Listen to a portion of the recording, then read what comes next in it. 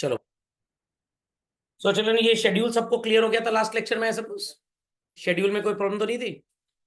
चलो अब एक एक करके आप 3 ग्राफ बनाएंगे बच्चों। सबसे पहला ग्राफ आपका बनेगा where we'll be plotting so called on the X axis and Y axis the combination of labour and total product. फिर लेबर के साथ आप प्लॉट करेंगे एवरेज प्रोडक्ट, और फिर लेबर के साथ प्लॉट करेंगे marginal product. Ready for this? चलिए, तो एक्स एक्सेस पे प्लॉट कर लेंगे what is called as units of labour children, और वाई एक्सेस पे प्लॉट कर लेंगे what is called as total product. हो जाएगी प्लॉटिंग। 1 सेंटीमीटर के गैप पे एक्स एक्सेस पे प्लॉटिंग करिए, और 1 सेंटीमीटर के गैप पे वाई एक्सेस पे प्लॉटिंग करिए। वाई एक्सेस पे आप सो कॉल्ड 100 के मल्टीपल्स लेंगे, और एक्स एक्सेस पे आप 1 2 3 4 इस तरह से मल्टीपल्स ले लेंगे। Be quick to this and start plotting the graph. Exactly these shapes have been drawn.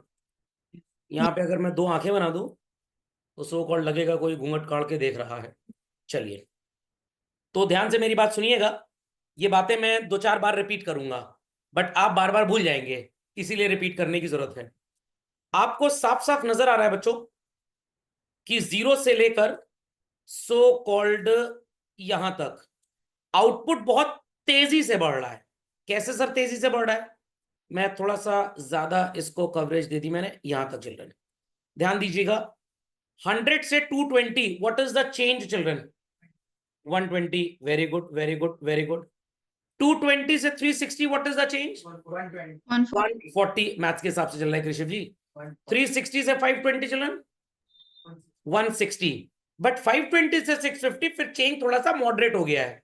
तो कहने का मतलब up till 4th unit children, I repeat up till 4th unit, आप यहां तक मार्किंग कर सकते हैं। यहां तक children output was increasing drastically very fast. Yes और नो चिल्ड्रन?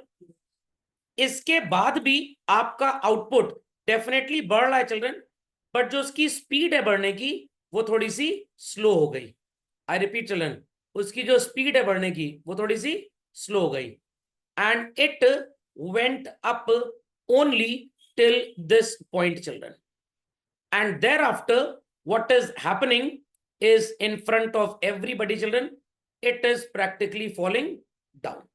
तो आपको 3 सो कॉल्ड इंप्लीकेशंस इसके नजर आ गए, नहीं नजर आए?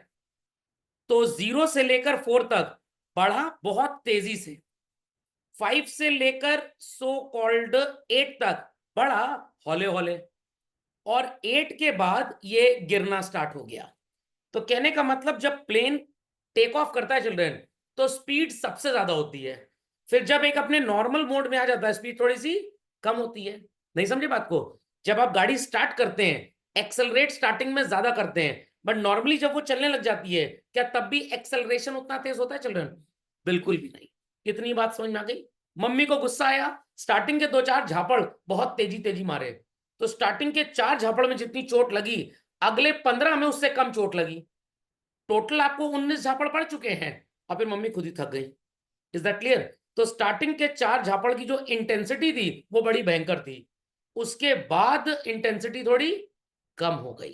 तो मोहल्ले में एक नई शादी हुई, हफ्ते में 2 दिन भैया और भाभी घूमने जा रहे हैं। मंगलवार को मंदिर जाते हैं, सैटरडे को आउटिंग पे, और संडे भी जाने लग गए घूमने। तो ये वाला स्टेज है चिल्ड्रन। धीरे धीरे भैया बिजी हो गए, भाभी कह रहे हैं संडे चलो, शाम को मंदिर, रात में किसी सो कॉल्ड रिलेटिव क्या रिश्तेदारी निभा देते हैं। तो घूम रहे हैं बट थोड़ा सा कम इंटेंसिटी। और बाद में बच्चे अच्छे हो गए, अब बैठो कहाँ जाना है, कल सुबह स्कूल है। खोपड़े में बात गई कि नहीं गई? तो ये जो स्टार्टिंग का आपका टेन्योर है चिल्ड्रन, इसको बोलते हैं इंक्रीजिंग रिटर्न। आउटपुट बढ़ा बहुत तेजी से, यहाँ पे बढ़ा बट उतनी तेजी से नहीं बढ़ा, तो क्या बोलते हैं? Diminishing returns. और यहाँ बढ़ने की बजाय घटने लग गया। तो डे 1 जब आपने नई कार खरीदी आपको बहुत बढ़िया लगी, घुमा घुमा के मोहल्ले में लोगों को आपने जलाया, इंक्रीजिंग रिटर्न्स। फिर ठीक है, कार हमारे पास है, सबके पास होती है, कोई प्रॉब्लम की बात नहीं है, हम भी चला रहे हैं, सब भी चला रहे हैं, डिमिनिशिंग रिटर्न्स। अरे ये कार पुरानी हो चुकी है पापा, इसको बेच के नई खरीद लो, इट इज नेगेटिव रिटर्न्स। बात समझ में आई? यूटिलिटी का कॉन्सेप्ट याद है चिल्ड्रन? स्टार्टिंग में यूटिलिटी तेजी से बढ़ती थी, बाद में धीरे धीरे बढ़ती थी, और फिर नेगेटिव हो जाती थी। याद आ गई बात? तुषार जी समझ गए, गीतिका जी समझ गई? Yes sir. Yes. कंफर्म? तो जब आप नए स्कूल में नई क्लास में एंट्री करते हैं, 10th से जब 11th में आए तो ये स्टेटस था। 11th में 4 महीने से लेकर 11वें महीने तक जब पढ़े थोड़ा सा मोनोटोनस लगने लग गया। 12th आ गया, हे भगवान जल्दी से स्कूल निपटे और हम कॉलेज जाएं, तो फिर ये वाली स्टेज आ गई आपकी। Is that understood? बट ये चीजें बच्चों मैंने यहां पे मार्क की हैं, क्या कहीं पे प्री मार्क्ड थी? नो। तो उसी के लिए आपको पढ़ना पड़ेगा कॉन्सेप्ट ऑफ मार्जिनल प्रोडक्ट या marginal physical product. Is that fundamental logic clear? तो यहां पे आप बच्चों मार्किंग भी कर लीजिए, आपको काम आएंगी ये चीजें। झटपट मार्क देम, झटपट mark them. This is increasing returns, this is diminishing returns, and this is negative returns. Nowhere constant returns is being seen basically. समझ गए बात को? समझ गए बात को? चलिए, marked everybody? Should I clear the screen? चलो भाई, एवरेज प्रोडक्ट, खाली बैठे थे कोई काम नहीं था तो सोचा इसको भी थोड़ा सा ड्रॉ कर देते हैं, बस इसका और कोई काम नहीं है। स्टार्टिंग में ये बढ़ रहा था बच्चों, धीरे धीरे एवरेज कम हो गया। तो पहले वर्कर का आउटपुट 100 यूनिट, 2 लोगों का पर वर्कर आउटपुट 110, 3 लोगों का पर वर्कर आउटपुट इट इज 120, 4 का एवरेज 130, 5 का एवरेज 130। कुछ टीचर्स बोलते हैं इसको कांस्टेंट रिटर्न्स मान लो, टोटल बकवास, ऐसा कुछ नहीं होता। तो यहां तक आपका एवरेज बढ़ रहा है चिल्ड्रन, और इसके बाद क्या हुआ, आपका एवरेज कम हो गया। तो हम इन वर्कर्स को सबसे ज्यादा इंसेंटिव देंगे, रेम्युनरेशन देंगे, और इनकी सैलरी कम कर देंगे। ग्रेजुएशन में आपको एक पढ़ाया जाएगा बच्चों, marginal productivity theory. What? Productivity. वहां पे टीचर इन चीजों पे फोकस करेगा। Fundamental logic is understood well? तो आई होप सो आप एपी और सो कॉल्ड लेबर का ग्राफ बना लेंगे। ये होमवर्क में दे दूं, कर लेंगे बच्चों? क्योंकि एक्चुअली ये बकवास है, ये बस ऐसे ही पढ़ा दिया जाता है। मेन काम जो है वो टीपी और एमपी का होता है। Fundamental is clear? Geetika ji, Tusha ji, homework में बना लेंगे सब लोग? Yes. चलिए स्टार्ट करिए बच्चों। मार्जिनल फिजिकल प्रोडक्ट, ध्यान से सुनिएगा। इसका जो भी आप स्लोप बनाएंगे चिल्ड्रन, ये डबल साइडेड होगा। सर मतलब? क्योंकि इसमें माइनस रीडिंग्स भी हैं चिल्ड्रन। आई रिपीट, इसमें माइनस रीडिंग्स भी हैं चिल्ड्रन। Is that clear? तो आप इसको इस तरह से बनाएंगे, एरो ऊपर नीचे, जैसे एमयू का बनाते थे हम लोग, डिट्टो। पहला वर्कर आया तो उसका चेंज इन आउटपुट कितना नजर आ रहा है बच्चों? 100। 1 से 2 हुए तो दूसरे वाले ने एक्स्ट्रा कितना प्रोड्यूस किया? 120। 2 से 3 हुए तो तीसरे वाले की एक्स्ट्रा प्रोडक्टिविटी 140। 3 से 4 हुए तो चौथे वाले की एक्स्ट्रा प्रोडक्टिविटी 160। 4 से 5 हुए तो पांचवें वाले की एक्स्ट्रा प्रोडक्टिविटी 130। तो बच्चों 1 से लेकर 4 तक हर नया वर्कर पहले वाले से ज्यादा प्रोड्यूस कर रहा है। यस और no?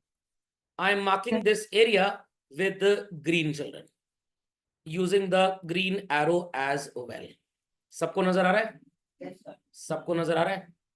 This is children called as increasing returns. What this is called as increasing returns. Khopde में बात गई चिल्ड्रन। इस केस में ओनर ज्यादा से ज्यादा यूनिट्स प्रोड्यूस करके मार्केट में बेचने की कोशिश करेगा, बिकॉज यहां पे बच्चों पर वर्कर प्रोडक्टिविटी पहले से कहीं ज्यादा है। Are people able to understand this? Yes, sir. Are people able to understand this? Yes, sir. अब ध्यान से सुनिएगा, 5वें वर्कर से लेकर 8th वर्कर तक आउटपुट बढ़ा। चौथे से जब 5वां आया तो 130 यूनिट और प्रोड्यूस हुई। 5वें से 6ठा आया तो 100 और, छठे से 7वां आया तो 90 और, 7वें से 8वां आया तो 40 और। तो ये जो सेकंड सो कॉल्ड हमारा प्रोडक्शन का बिहेवियर है चिल्ड्रन, ये डेफिनेटली बढ़ तो रहा है, बट क्या हर आने वाले वर्कर का आउटपुट पहले वाले से ज्यादा नजर आ रहा है बच्चों आपको? नो, पहले वाले से कम नजर आ रहा है।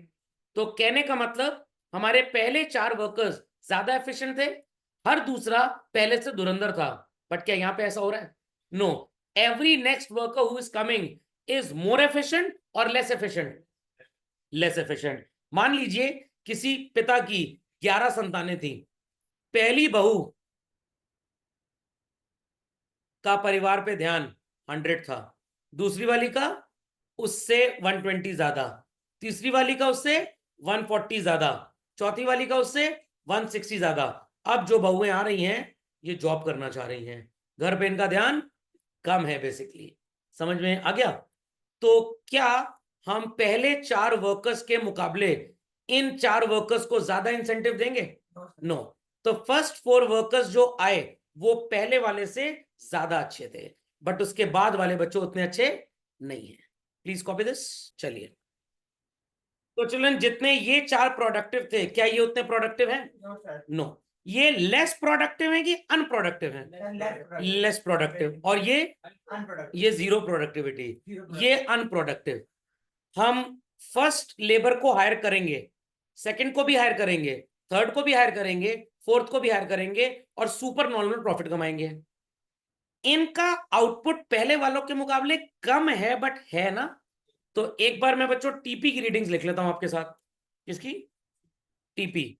तो पहले तो 100 ही था, देन इट वाज 220, 360, 520, 650, 750, 840, 880, 880, 830 एंड 770।